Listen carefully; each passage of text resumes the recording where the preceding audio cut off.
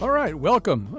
We're going to do a show today about, in general, the role of women in STEM, although we'll be maybe branching out from STEM from time to time, and especially the whole issue of credit, patents, recognition, journal articles. At the end of the show, you're going to hear a conversation about Wikipedia, which, theoretically is the most democratic, small d democratic way of just chronicling everything, basically. But even Wikipedia has its shortcomings, and so women have had to make a very special effort to make sure that important stories are told and told in the right way. But our main guide through this process is Anissa Ramirez, scientist and science communicator. She gave a TED Talk on the importance of STEM education, was a mechanical engineering professor at Yale for 10 years, currently writing a book called The Alchemy of Us. Welcome back to WNPR. You've been here many times. Not maybe physically here, but you've been with us. Thank you. Thank you so much. So, let's begin with the most bad and annoying example and get it out of the way. America has been sort of transfixed over the last 6 months or so with an example that in a story that in no way resembles the main thrust of the way women have been treated in STEM and as inventors and as patent seekers. And that is the story of Elizabeth Holmes, although I sort of see the story of Elizabeth Holmes as a story of a whole bunch of very powerful men who were completely fooled and very easily fooled, I think. But here's Elizabeth Holmes. Her journey resembles essentially nobody else's. Do not let anybody tell you that you can't do it. I mean, I've been told that so many times. The first time that I started going into meetings, with the enterprises that we were working with, people would say, "Oh, you're the assistant," and I would be like, "No, I'm the engineer." But believe in yourself. I mean, we've got to, especially with young women, create a stereotype that women can be the best in science, in technology, and engineering, and women can found technology companies and be CEOs of multi-billion-dollar technology companies. I mean, there are things in that quote that are very real things. And I mean, Rosalind Franklin, who played a huge role in the work that Watson and Crick wound up getting credit for, one of the reasons initially that she was misunderstood, there was another scientist named Wilkins who didn't realize she was leading a team. He thought she was the assistant. She was doing something, for somebody else. So that's real. The problem is it must make you just want to just bang your head a little bit.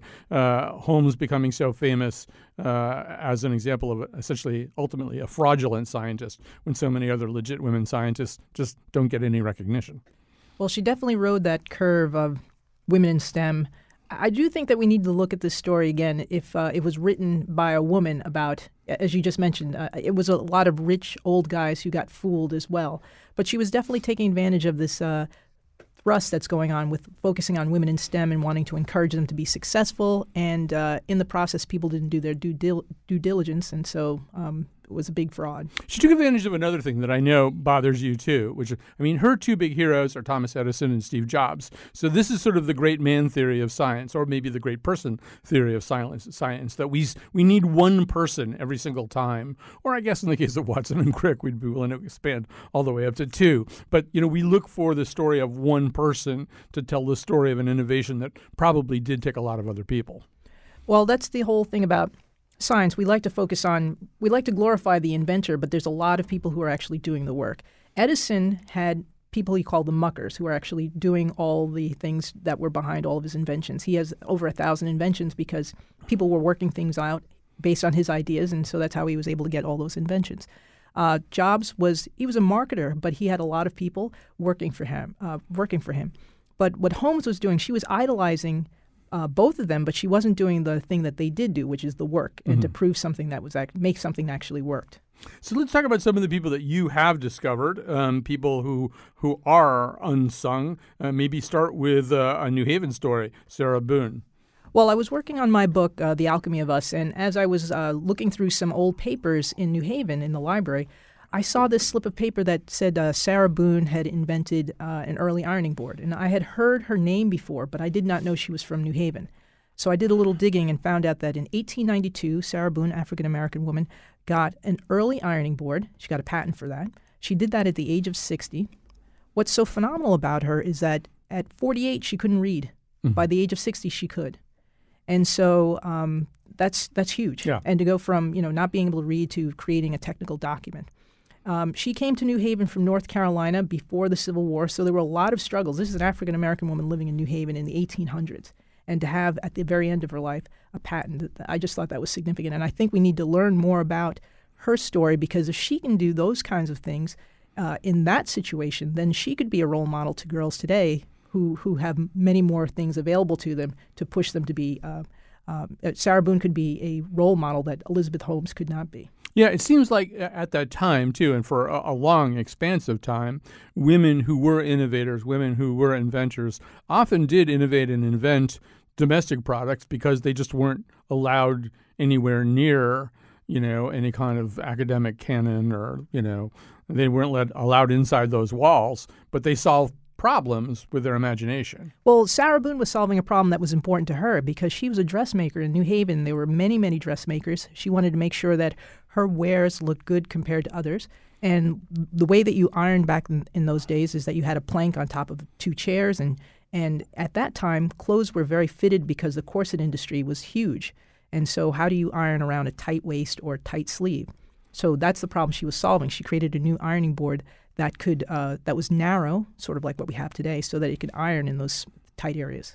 Another example of that would be in the area of the invention, the development of Pyrex. There's a woman with a very unsung story there too, right?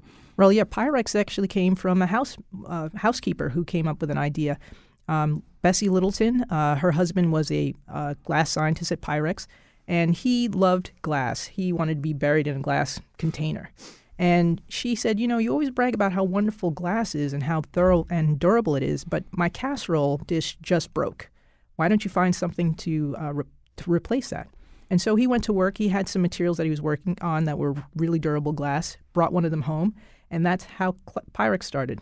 So it was actually Bessie Littleton who came up with the idea. The science was done by glass scientists, but it was her idea for this huge product. I assume, though, it takes a tremendous amount of digging into that story to find Bessie Littleton anywhere in it. Well, even finding her pictures. In the book that's coming out next year, The Alchemy of Us, I had to dig for her pictures and dig for materials about her. The technical documents written by her husband are all available, but her story you had to uncover. Right. And I think versions of that happen a lot, and they happen in academia too, where you might have a woman who's working on something pretty exciting, something that's later on I can give my own. All of my examples are drenched in astronomy because that's what I was focusing on for 2 weeks. But of a woman who might write a real path-breaking paper, but somehow or other, like the way the paper is credited or something, there's like a thesis advisor sitting. There's like a bunch of men whose names often will appear before you get maybe to the person who did the work. Yeah, it depends on your field. If you're the first name or if you're the last name has some significance. Mm-hmm. In physics, the last name. In other fields, it may be the first name. Mm-hmm. And if you're the last name, people will often think, well, your advisor must have been very generous and gave you that position instead of it being the credit of your work. I've had that happen in my own work where my name was the last name, Mm-hmm. and while it was published, another name was added, and so that person became the last name. Ooh. Yeah. So I think another problem is kind of us. Ed Yong, who's been on the show before, has written a lot about this. That he, as a journalist, has gone back and looked at his work and looked at work where he's reporting on in areas of science where women have made important contributions, but somehow or other. And he holds himself responsible for this. He didn't wind up quoting them, somehow or other. There may be just unconscious blind spots that some of us have, or we feel more comfortable talking to a guy, or we're programmed in a way that we were not even aware of or something. But there's something about the way the media reports on this stuff too, right? There's certainly a bias that we're also fighting. Also, a lot of women get asked to give a quote, and because they're inundated, they have to make a choice, so they may not get quoted as well. So since there's so few women and we want to quote from them, they get taxed more than just a regular guy down the hallway. So it's a little bit of two problems. It's the bias that journalists may have, but also that women are also taxed because there are very few of them. Yeah. So one of the things you looked at was patents. How are women doing in the competition for patents? We're still very low. We're not ahead. No, you haven't caught up. No, Okay, we yeah. haven't caught up, no. And we did start off in domestic things because that was a domain that women had lots of control, and they were solving problems that were important to them. But America has always grown in the number of patents. It's just that the number of women getting patents is not as high. You worked at Bell Labs. That was a slightly different. I mean, it's possible to create a culture, right, where there's more excitement about everybody's contributions. Yeah, well, I worked at Bell Laboratories, and I have a couple of patents when I was there. I worked for a boss who could write 3 patents in a weekend. So that was the culture. And also there was some incentives. If you wrote a patent and it actually got patented, you would get a little bit of money. So that was really part of the culture. And it was a world of ideas. And it didn't really matter what body, what container that the idea came in. Sometimes you would see women getting excluded from a patent. But people were also very vocal about mentioning, because there were ways to discuss patents. So women who felt like they weren't included in the right patent would get on the right patents. But it was a culture of ideas, so it was a little different than struggling and doing it on your own independently. The corporation encouraged people to patent their work. You talk to kids these days. I don't know. I mean, has any of this notion of equity in STEM penetrated the youngest generation in the schools these days? Are girls more likely to think, oh, yeah, I could do that? If you look at classrooms before middle school, girls are asking questions just as many questions as boys. Mm-hmm. But something happens around middle school where it starts to separate. And so we're working really hard to get girls excited about science. And we also have to think about it a little differently. When we were explaining or when we were selling the notion of STEM, we were using topics that were interesting to boys. That's not going to work for girls. Ends up that girls really love working on STEM problems if it's going to impact someone's life. Mm-hmm. So you have to propose it differently. But again, after middle school, something happens, and so we have to re-engage girls by giving them real-world problems to solve. I don't know whether to give Disney credit. I'm always very suspicious of Disney and its agendas. But, for example, in the new reboot of Dumbo, there's a protagonist, a young girl named Millie, and all she really cares about is science. It's introduced in a very clunky kind of way, and it feels very kind of over-determined. But there's a scene where she's at a big sort of theme park, I mean, back in the 30s, and she gets just stalled out at this Marie Curie exhibit. And I think Disney's done this a couple of times now recently with reboots where they've made the young women interested in science. Critics have complained that they use that as kind of a substitute for a fully developed feminist art. No, well, she's interested in science. That's good enough. All right, don't complain to us. Right. But you do kind of need that, right? You need that kind of model too, I think. Well, they can check off that box. So, it could be that. But I think we can think about science a little differently. We don't need to have some nerdy kid and now it's a female, and so now we can check off that box. Mm-hmm. Science really needs to be more relevant, incorporated in all parts of life. Mm-hmm. And I think that's the story that it requires a whole reboot in terms of how we think about STEM. Right now, we're just like, okay, they like to do STEM, and we kind of silo that topic. But STEM science touches all parts of our lives. This conversation is happening because of STEM. We need to think about it as another layer of our daily lives. And I think if we do that, then more people will be interested in the topic than to just say, okay, well, you can be nerdy in this way and we're going to change this flavor so that it's more feminine now. I mean, this is very specifically a conversation about that. Although one thing that you found, once again, in this sort of great man theory of things, sometimes men get pushed to the footnotes because it has to be Alexander Graham Bell. It can't be him and a bunch of other people, right? Right. So I'm working on this book, The Alchemy of Us, and it's about inventors. And, when we think about inventors, we think Tesla, we think Edison. Mm-hmm. Well, they had helpers. Yeah. And in particular, when you think of the light bulb, you think about Edison, even though Edison was a latecomer to this idea. Edison actually got inspired about the idea of going into the electric lights from a visit to Ansonia. He met a gentleman named William Wallace. He was his family owned the Wallace factory, which made brass products. And he was a gentleman scientist. And he made this early form of light, which was an arc light. It kind of looked like a huge static electricity charge. And Edison came to see him and had heard about this light, and people were like, you really got to get into electric lights. There's this guy in Connecticut who's working on it. So Edison came in September and looked at it. And was really impressed. And then as he left William Wallace's home, he says, Wallace, I think I can beat you. I think you're doing it the wrong way. And then he went back to Menlo Park and started working on the electric light. What he was saying to Wallace is that the way that he was creating light wasn't going to be sustainable. It required two pieces of carbon where an electric bolt went between them and the carbon went away, and there's no way that you can build a light that way. What you needed something to glow, to incondense, and that's what the light bulb that Edison wanted to produce. But again, we don't hear about William Wallace. William Wallace gets a footnote, and often he even doesn't get mentioned. And no one from Connecticut, particularly in Ansonia, knows that they have contributed to the development of the light bulb. So because we want to have one hero, and that's Edison. Right. As long as we're doing Connecticut chauvinism, I discovered today that Barbara McClintock, who in 1983 got a Nobel Prize for Science, which is unusual. I think after Marie Curie, there's 15 women total who have been given Nobel Prizes in the sciences. And that's not very much. And it's easy to name quite a few women who should have gotten Nobel Prizes. But anyway, Barbara McClintock, born in Hartford. I bet you there's no marker or anything like that. I bet there isn't. No. Right. Yeah. The truth is, she moved away when she was 6. So that's okay. That's still we'll take it. We'll take it. She's a native. In New Haven, we have banners for people who just walk through. We're they're from us. They're from here. Did his sophomore year here. Okay, fine. All right. So let's take a little break. We're gonna talk more about another problem, which is kind of the way women are treated while they're trying to do their jobs in the sciences. And so we'll get to that after this. Deep as any ocean. Yeah, baby. As sweet as any harmony. Oh, she blinded me with science. She blinded me with science. Blinded me with science. Paul, what's happening here? Mr. Harrison, I would like to attend today's briefing. Why's that? Well, sir, the data changes so fast. The capsule changes, the weight and the landing zones are all changing every day. I do my work, you attend these briefings, I have to start over.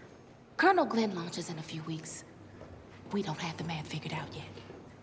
Why is it she can't attend? Because she doesn't have clearance, Al. I cannot do my work effectively if I do not have all of the data and all of the information as soon as it's available. I need to be in that room hearing what you hear. Pentagon briefings are not for civilians. It requires the highest clearance. I feel like I'm the best person to present my You're not calculations. gonna let this go, are you? No, I am not. And she is a woman. There is no protocol for a woman to Okay, attend I these get meetings. that part, Paul.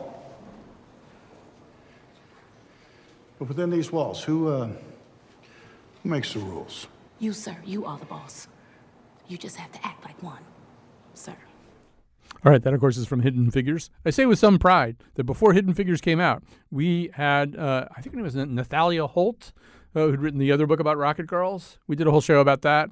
And at the end of the show, we had also discovered this program where women test pilots had been recruited and went through all of the training that the Mercury astronauts went through, the pretext being that they had to get ready to go into space. We actually found one of those women still living. But anyway, they never went into space. There was no plan to send them into space. They just wanted to know what it would be like if you put women through the rigors of a Mercury training. So there you go. Anyway, here in studio with me is Anissa Ramirez, a scientist, science communicator, and a mechanical engineering professor at Yale for 10 years, currently writing a book called The Alchemy of Us. The more she talks about it, the more excited I get. Joining us now is Kate Clancy, associate professor of anthropology at the University of Illinois. She hosts the Period podcast, and yes, it is about that. And she has also been very involved in studies of sexual harassment occurring in the sciences. So, Kate Clancy, welcome to our conversation. Thanks so much for having me. So you most recently, at least the most recently that I'm aware of, you really looked at specifically astronomy, cosmology, what was going on there in the form of gender harassment. What was found in that study? We had a couple of main findings. The most important was actually that the worst experiences, the most frequent experiences, were towards women of color. So women of color experienced the most sexual and racial harassment, then followed by white women, men of color, and white men. And in fact, to me, the most staggering result was that when we asked our participants, just in a 5-year window, have you ever been made to feel unsafe at work? And have you ever skipped professional events because you were made to feel unsafe? 40% of the women of color in our sample said that they felt unsafe, and 27% of the white women. Anissa, you might want to chime in about this, just about how, women as a gender have their own stairs to climb here. But women of color, LGBT women, I assume, face even more. I mean, when I read this report, I was reminded of when I would go to conferences. I wouldn't go to all the talks. I would always take a break and go to the hotel room, and I couldn't remember why. And I think it was just to recharge my battery, because you're just so inundated with messages that you don't belong, that you're a strange foreign body, and so I would just go to my room just to kind of like recalibrate. Sort of like breathing in when you're swimming. You take a breath, go back underwater, and then come back. So, we all can relay some stories about how we've been harassed and how how racism has impacted us. But I was just thinking about, my own upbringing as a scientist, how I had this strange habit of just hanging out in my hotel room for a while, even though there was a huge conference going on. And perhaps that was just my mechanism for dealing with it. Well, Kate, I read so many things for this show. I don't remember where I read this, but I did read somewhere. That's not an uncommon thing that women scientists report turning down chances to go to professional conferences, turning down chances to lecture, just because they don't want to be in that kind of environment, right? Yeah. And, I think Dr. Ramirez earlier in the show also pointed out another reason why they might turn it down is that they're being inundated by requests because of the fact that they're so often tokenized and so rare within their discipline, and that itself is exhausting. So they're dealing with microaggressions. They're dealing with gender harassment, which are sexist forms of harassment or, put downs. And then they're just dealing with the fact that because they're made to feel that maybe the reason they're being invited or asked to speak or whatever is because they're being tokenized, that's yet another burden that they have to bear, because then, of course, they're dealing with these internalized feelings. There's imposter syndrome of like, maybe I don't belong. Maybe I'm only being asked because I'm a woman of color or a white woman or whatever. And in fact, this is one of the things that we made sure in the National Academy's report that came out last year on sexual harassment of women in the sciences to address. When this report came out, my sense was that an awful lot of women in science said, well, finally, I mean, we all knew this was happening. Finally, you got some numbers to back it up. But, Kate, you say, and you've written also, that the largest percentage of all this stuff is, as you say, put downs. And I'm just sort of trying to wrap my mind around that. And, I mean, I don't know. Could you give some examples, like what kinds of things? I'm sure Anissa has some too, but some examples of put downs that get directed at women scientists? Sure. I mean, there are so many. There are moments of exclusion, moments in which women are alienated from a broader experience. There are things that actually happen even when I go to give talks.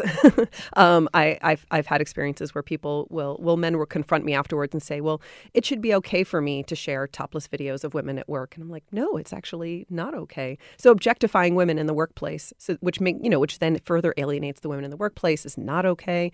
Sexist comments about aptitude. I have a colleague who told me that one of the normal things in her faculty meeting is the men all sit at the main conference table, the women trickle in afterwards, and as they're trickling in, the men think it's really funny to say, women don't belong in science. And they think they're being funny, right? But the impact on these women is that they're made to feel excluded. One other big one that I'll briefly say is that there's a lot of testing behavior of like, are you going to be cool? Are you one of the guys? Or are you going to be one of those uptight girls that we can't hang with? And so sometimes showing images of pornography or just sort of doing these little moments of like, are you going to joke along with us or are you going to be uptight? Those kinds of testing behaviors are things that happen to lots of women and lots of gender minorities in the sciences. I'm assuming you have your own examples of this? Well, when I was at Bell Laboratories, there was a huge breakthrough in a new material, and my boss was one of these people that as soon as things broke, he would jump on it. And so there was a meeting, and we all kind of parsed out what we were going to do. And I missed that meeting. And sometime later, I found out that it actually happened at a strip club, and I wasn't invited. And so a whole bunch of people ended up being on this paper because this strategy was put together. The fact that I was excluded, and I found out later, and what do? Do I tell my boss's boss that I wasn't included? Because then it makes me look like a bad person and also indicates, things about my boss. So, strange things happen like that. And also you don't have any recourse because it's so unacceptable and it's exhausting. You come home and you're like, let me tell you the story today, as opposed to just doing your life of science. I should probably just take this moment to say that the reason we're doing this show is because my senior producer is Betsy Kaplan. Betsy Kaplan, first of all, had a medical background before she came here, but she makes sure we do these shows. She makes sure we do shows also that have good representation. I'm going to talk a little bit later about Sarbani Basu, who's a helioseismologist. But the first time we did a show with her, it was a show about the sun. There were 2 women guests, 2 men guests. We don't feel good. We don't get it every time. We don't hit it every time, but we do try. And a lot of the credit has to go to Betsy Kaplan. So it seems to me a lot of this also, and one of the things that has to happen is we have to tell the stories differently, right? That as you assign reading starting in elementary school and going all the way up through college, you want to tell the story of women's accomplishments, but also what they're up against, Kate. It's part of the story is not, for example, one of the people that I'm obsessed with right now is Vera Rubin. Vera Rubin should have a Nobel Prize. She basically discovered dark matter. But when she first wanted to work at the Palomar Observatory, I think this was back in the 1960s, there literally was not a women's bathroom.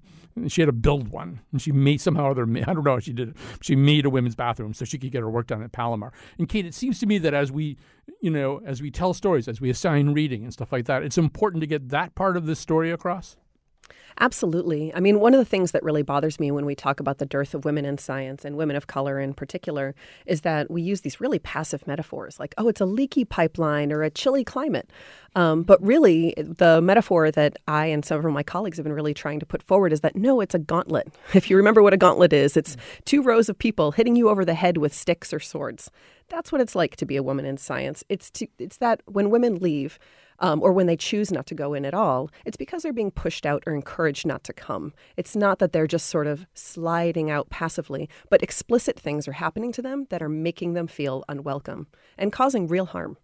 We were talking, Anissa, about Marie Curie a couple seconds ago in the context of the new Dumbo movie. But that's usually a story told about sort of, yes, you can do that just fine. The story isn't told about the kind of obstacles Marie Curie had to get around. Right. Well, Marie Curie, which is always the icon of when we throw out stories about women in STEM, she got a Nobel Prize. She found 2 new elements, a new form of science.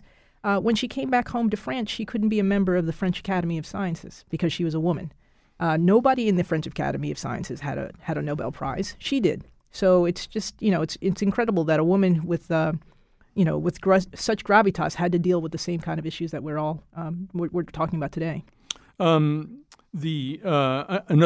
of all, I just want to plug a book and just say also that we invited this person as a guest. And in fact, we've invited her several times now about this book, and I guess she just won't do it. But so Maria Popova has a pretty amazing book out right now called Figuring that gets very much into this question of sort of how women realize their potential across history, starting, I think, with Maria Mitchell, who actually discovered a comet up on a roof in Nantucket. She wasn't on the faculty of anything at that point, but really sort of, became a very prominent woman astronomer. But it's a great book. It has a lot of these kinds of stories. Kate, there's another side to this, and that is what gets researched, what attracts research money. And I'm guessing that if it's to deal with a disease that only affects women, the same problems are kind of showing up on the subject of research end of this spectrum? Absolutely. There are ways in which women's lived experiences, women and gender minorities, I should say, are just continually gaslit and denied. Our pain is not acknowledged as significant as men. Our lived experience, the ways, the experiences that we have in medicine and the experiences that we have at school and in the workplace, they're just continually seen as less important, less worthy of study. And so what's been really important is, of course, as some of these disciplines have started to be, have started to see better representation of some of these underserved and underrepresented folks, of course, we're seeing these really interesting, really new questions being asked. And to me, that's one of the most important elements of trying to address workplace and school issues around harassment is that I'm really curious about all the really wonderful science that we've lost when we've forced so many of us to have to use so much of our brain just to handle the daily harassment, daily microaggressions and incivilities of our workplaces. I want to come back to that in just a second, but another part of that, what gets research money, Anissa, has to do, I think, also with people of color. Diseases that people of color disproportionately get, I assume, are less likely to attract the money and the time. Yeah, well, sickle cell anemia, lupus. These are all things that are fall under African American and don't have the same level of funding as, I don't know, balding medicines and things like that. I mean, it's just a matter of who's in the room to select what should be funded. And also, I know people who are working on sickle cell. They're not considered to be serious researchers because they're working on something so narrow. However, some of the topics that get funded are equally as narrow. So narrow is just code for that's not important. So yeah, I also want to talk about the effect of telling these stories. So it's important to tell these stories and get these stories out into the daylight. But I also wonder, like Kate, maybe you can even, I don't remember all the details of this, but at one point, I think it was in your work, I encountered this completely horrific story that took place in Antarctica where this male scientist was like really, physically abusing a female colleague. You do want to quickly flesh that out a little bit? Sure. That's the, I've been encouraged to make sure to say alleged story of David Marchant, who is at Boston University geologist. And this is someone that I talk about in my congressional testimony as well. He's someone who blew volcanic ash, which contains glass, if you don't know, into the eyes of a woman. A female graduate student of his, he tried to force her to have sex with his brother. He pushed her down a mountain 3 separate times, mocking her the entire way, and threw rocks at her while she was trying to urinate. And these are the kinds of things. Sometimes when I tell stories in a coded way, when I give talks on these on sexual harassment, which I do quite a bit, I will have people come up to me afterwards and say, "Oh, that story, I know where that is. That's from this field site." And they're pretty much always wrong. Not that I would tell them anyway, because obviously I'm protecting confidentiality. But the commonality of even these things like disrupting or mocking a woman while she's trying to urinate or trying to change her menstrual pad or like deal with these sort of daily hygiene issues over the course of the day. These things are disturbingly common in the field sciences. But you want to get these stories out and drag them out into the light of day. But you also wonder, will it have a chilling effect? Will young women hear these stories and go, you know what, maybe I should do something else with my life? That sounds really horrible. I really don't think that they do. Research suggests that when you tell women the reality of their experience and what it does is it allows them to externalize what's happening and say, oh, it's not when I encounter obstacles in the sciences, it's not that I stink at being a scientist or that I don't belong. It's that these people have a problem with my being here. And when you can externalize it and say, wow, it's not about me, it's about structural oppression, or it's about this one jerk in my workplace or whatever, it actually makes it easier to handle things and potentially also easier to seek social support and be able to say to somebody else, hey, I had this thing happen. Isn't this kind of messed up? And then you can commiserate and form a little bit of armor against the next time that might happen. Well, we just have a few minutes to entirely fix this culture, so let's try to do that. And Nisa, I don't know, how do we fix it? This, as Kate is saying, these things are so prevalent that if you tell a horrible story about the, ridicule of a woman urinating or changing her menstrual pad, 18 people will think it happened at 18 different field sites because it's just such a common thing. I don't know. How do you change the culture of science so it's not like that? I think we need to bolster the numbers. Kate just talked about commiserating. And I remember when I took a sabbatical at MIT, there were more faculty of color there than there were at Yale. So for me, it was like paradise. And there was a dinner, and there were over 30 people. And at one point, we all talked about horrible things that happened to us. And it was so cathartic. I won, of course, which means I actually lost. But it was wonderful to be around other people where you had this silent understanding of knowing that these things happened and that you weren't carrying it because you saw that other people were experiencing it as well. So I think that if we increase the numbers and if we can put together places where people can talk about these things, that would certainly help. Kate probably has more systematic things that can help. But I know that when I was in a space where there were more numbers and I can talk about these things, that the burden felt a little lighter. I'm going to go to Kate in just a second, but while I've got you, I'm also wondering about go back to the Bell Labs story. It seems to me that in environments where if one person wins, everybody wins, everybody feels good about, people's victories. I'm assuming a lot of men, if they're behaving as swine and abusive jerks, they're threatened. They're threatened by the influx of women who they'll feel that they have to compete with and be insecure about it. Is there also just a way to design a scientific culture so that everybody sort of feels like everybody wins? Like if the department has wins a big award or something, it's not so much of, I guess it's more of a socialist than a capitalist system of assigning credit.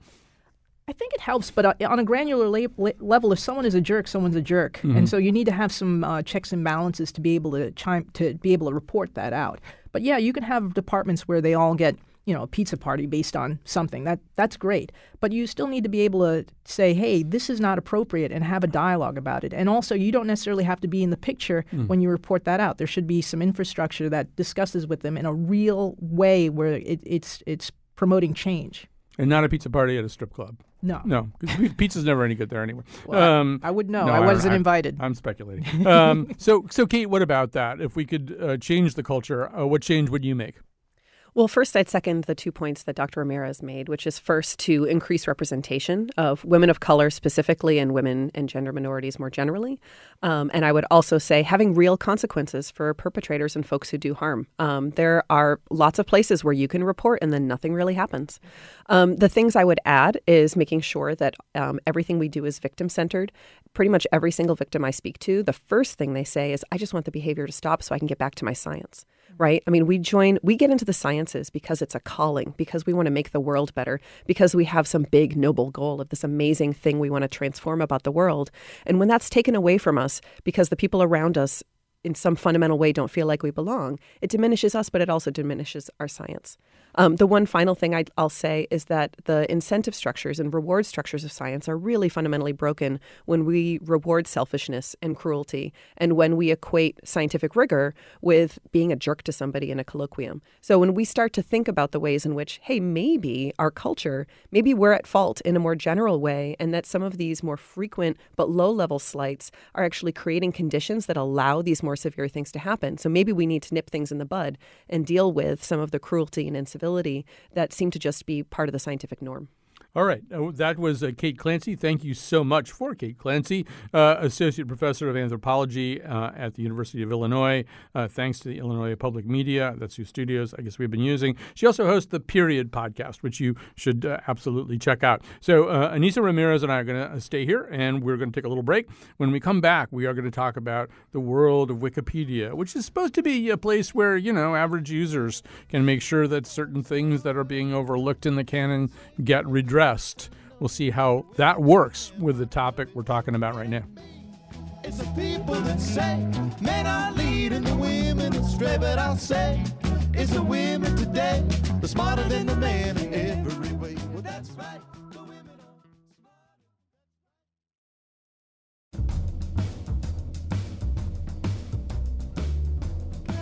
Today's show was produced by Betsy Kaplan and me, Kyone Wolf. Wait, I'm being told that Jonathan McPants and Josh Nalea are receiving full producing credit. That is an outrage. McPants isn't even here. He's home changing diapers. Should we start calling him McDiaper? Amanda Fish did everything Flipper did, but backwards and in high heels. Our intern is Kayla Thomas. The part of Bill Curry was played by Taraji P. Henson.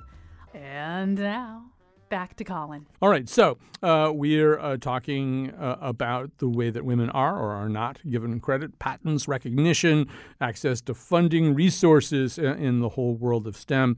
And our guide through this topic has been Anissa Ramirez, a scientist and scientist communicator, professor of mechanical engineering at Yale for 10 years, currently writing a book called The Alchemy of Us. Now, one of my favorite topics in the world is Wikipedia.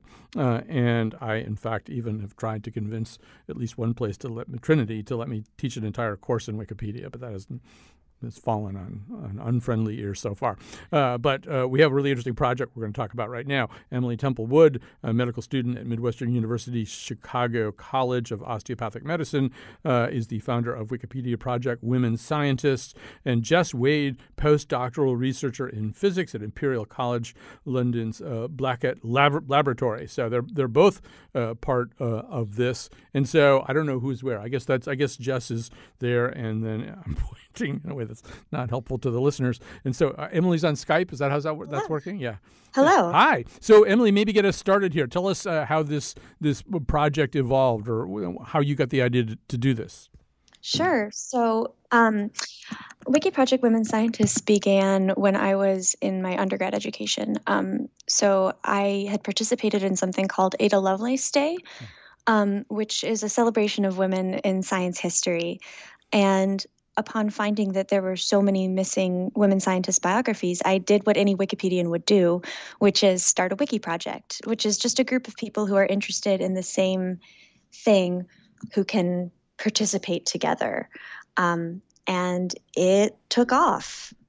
Well, yeah, and because earlier Anissa and I were talking about Barbara McClintock, we should probably mention Barbara. Yes. That was one of the first pages you did? It was one of the ones I worked the longest on. And Barbara McClintock is just such a wonderful scientist who did so much for both cytogenetics and women's recognition in science. So, was there? Did you have to make a page for her? I did not. Okay. Fortunately, no. Yeah. She had won the Nobel Prize, so she was she's included. That's what I was going to say. With the Nobel Prize, there probably should be a Wikipedia page sitting there. Whether it's good enough or not is a whole other question. But yeah, I mean, you wouldn't have CRISPR probably at this point without the work that she did. So that is very true. So let's bring Jess into the conversation too. So there's an odd coincidence, Jess Wade, which is that last week I was doing a panel on astronomy. Sarbani Basu was on my panel. She's the chair of astronomy at Yale. So today, just on a hunch, I pulled up her Wikipedia page and checked the history. And who did I find? Who did I find there, Jess Wade? So I think the amazing thing about what Emily did was that she really, really started this movement of people who care a lot, not only about preserving women's stories and their biographies, but also about getting the science right. So it's this idea that you don't only make a kind of super basic Wikipedia page, or you don't only make one that says, this is this woman, she's a professor, she's married to this male professor, but you actually make one that describes their science comprehensively as well. And I think that just means that they have so much more of a rich biography that people go to and want to learn from. And so that's something that I found so inspirational about what Emily's done. It's not just the quantity of the pages, it's actually the quality too. So a couple of years ago, I was just kind of sitting in London reading an incredible book called Inferior, How Science Got Women Wrong. And I met in this book all of these kind of incredible activists throughout history who have been standing up and saying, you have absolutely no reason to say that women are intellectually inferior to men, which is what Charles Darwin said. Because at the moment, society is incredibly biased against women, and particularly women of color succeeding. And in that book, you come across so many phenomenal women, just like Emily, throughout history have been campaigning to change that.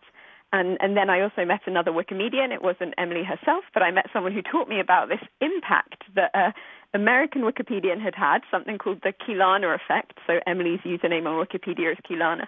And this idea that since Emily had started editing, there'd been a dramatic increase in the number of women scientist pages, but also in the quality of the pages. And then that just inspired me so much. I started really seriously editing at the beginning of 2018. Right. So, Anissa, as you're trying to pull your book together, you were saying earlier, just getting pictures sometimes, finding basic kinds of stuff that you need about some of these women inventors was difficult. Oh, well, on my work with Sarah Boone, fortunately, there was an article a couple of years ago, so people wanted to write about Sarah Boone, so she definitely had a Wikipedia page.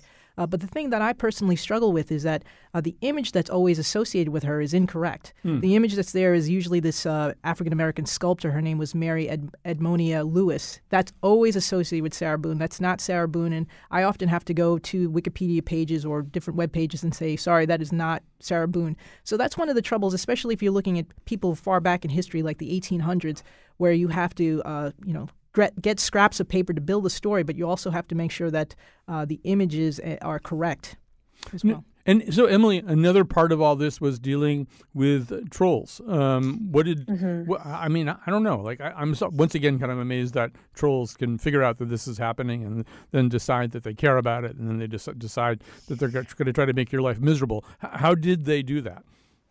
I've been a Wikimedian since I was 12 years old, so I'm no stranger to people on the internet being angry at me for something that I've done.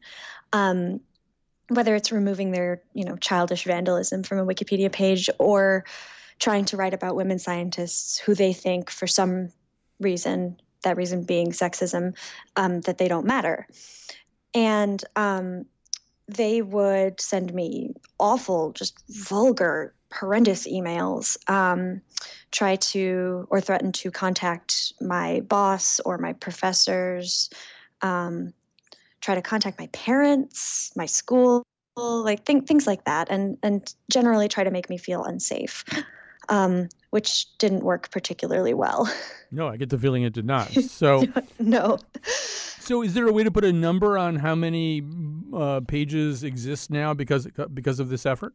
A couple hundred at least. I've definitely slowed down in general lately just because of medical school. But fortunately, there's wonderful people like Jess who are carrying the torch. And well, there's also, I guess, as a kind of peculiar form of there's some Skinnerian term for this, but the way that you've dealt with the trolls partly is you use each one of them as an occasion to do another page. Mm-hmm. It came about because I was so frustrated one day. I'd gotten some particularly upsetting emails. And I was talking to some of my friends and said that I needed to do something more productive than just be angry, because I was sitting there being angry and ruminating and being unproductive. And I said, well, I'm going to channel my anger into doing the thing that they hate the most, which is, fighting systemic bias and doing feminist history. So I did, and it felt really good. And then I kept going, and here we are. Right. So, Jess Wade, I just also want to get you to elaborate on something else that you said, which was, it seems as though when you write these bios, when you write these Wikipedia articles, you really do need, in the case of these women scientists, often to explain something that you wouldn't have to explain otherwise. And if it's Jocelyn Bell Burnell, who essentially discovered pulsars but did not share the Nobel Prize for discovering pulsars, you got to explain why that is. If it's Rosalind Franklin, who did a lot of really important work that Watson and Crick are known for, you got to tell that story, right? You got to why don't we know that name? Because of the following reasons. Sure you do, but actually their Wikipedia page isn't a reason to discuss the biases that there were against them at the time. The Wikipedia page is the page to describe who they were, where they got to in their research, and what really they contributed to the scientific field. So I actually, as someone who works in physics, so I work on kind of new materials for electronic devices, I can pretty much handle biographies about physicists or chemists quite easily. But when I have to stray into things like psychology and geography, I find it so stressful and difficult. I have to find some other experts to try and help me. So the tricky part is conveying quite technical research to a general public, which is what Wikipedia is, right? As you said before, everyone goes on it, and everyone should learn how to edit it so that we make it, better for generations to come. But I do think what's been said in this discussion about the idea that we actually need really good resources, we need really, really good images of these women and people of color, and we really need good references that we can cite. And something that I've come up against a lot, especially with trying to make the pages of women of color, scientists and engineers, is the lack of references, the lack of media talking about them or writing about them, and the lack of places that even just broadcast and celebrate their research. And that's really, really tricky. You can't obviously cite LinkedIn, you can't cite social media, you can't cite really a university website. So what we need is academic journals and kind of big newspapers and radio like you to be talking about these people so that we can use them to create their biographies online. All right, we sort of run out of time here, and it's too bad because there's a whole other area that I wanted to get into with these two guests, but maybe we'll have to just roll that over to another show. I really want to second Jess's emotion. This is something that I say to classes that I teach, is if you're going to use Wikipedia, become a Wikipedia contributor. Just get your little log-on and password and stuff like that, because you should know how articles are edited. You should know how articles are created. You should have some idea of how this whole process works if you're going to use it. And also, just, if you're going to benefit from other people's expertise and you have any expertise, and most people do, you should make contributions that way too. Anyway, well, listen, thanks to all of our guests today. Thanks to senior producer Betsy Kaplan for coming up with this show and making it happen. And special thanks to Anissa Ramirez for spending the day, or at least an hour of the day, in the studio with me and helping me understand all this stuff. And we'll be back tomorrow.